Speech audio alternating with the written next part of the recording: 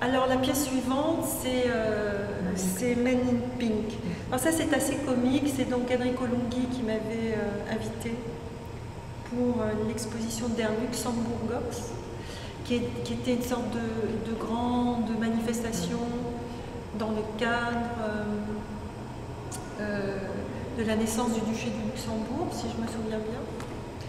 Et donc moi on était 3 artistes, hein, et d'ailleurs c'est là qu'il y avait eu ce scandale absolument magnifique autour de la pièce de la Gellefrau, oui, qui est cette pièce, qui est ce monument dédié aux soldats de 1914 qui sont morts à la guerre 14-18.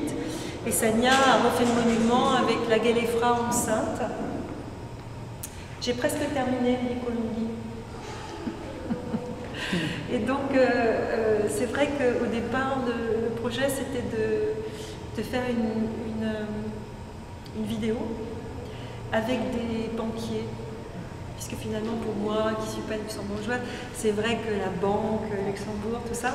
Donc, c'était de faire une vidéo autour du pouvoir de l'argent, mais aussi de son érotisme. Voilà. Et puis, donc Enrico Lunghi s'était chargé de contacter des banquiers. Tout ça semblait bien en route. Et finalement, tout ça a capoté parce qu'apparemment, un banquier a eu peur, a appelé les autres banquiers.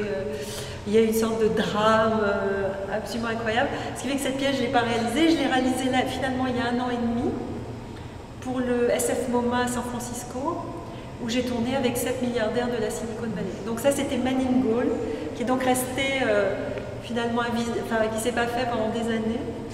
Et du coup, j'étais quand même 3 semaines avant l'exposition dans un...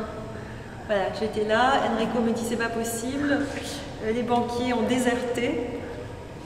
D'ailleurs, je trouve très dommage que vous ayez déserté, monsieur.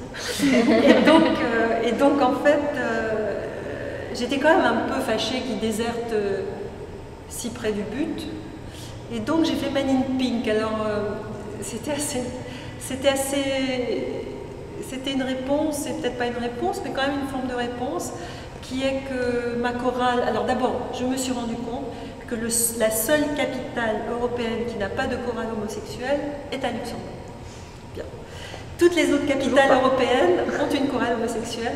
Ne me dites pas comment j'ai appris ça, mais c'est une histoire assez drôle, ça serait trop long devant la caméra. Et donc,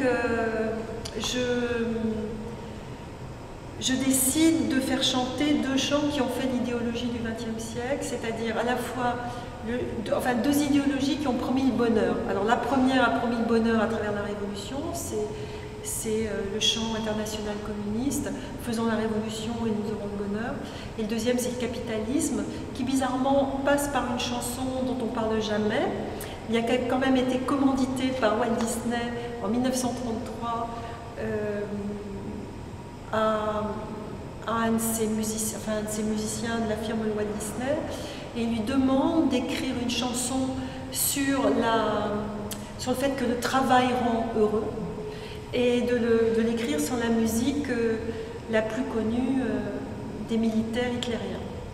Donc en fait, Walt Disney adorait Hitler, et donc adorait ce chant militaire, qui finalement on a réinjecté dans Blanche-Neige et les 7 nains. Donc les 7 nains chantent laborieusement, activement et de façon extrêmement heureuse sur un chant militaire allemand.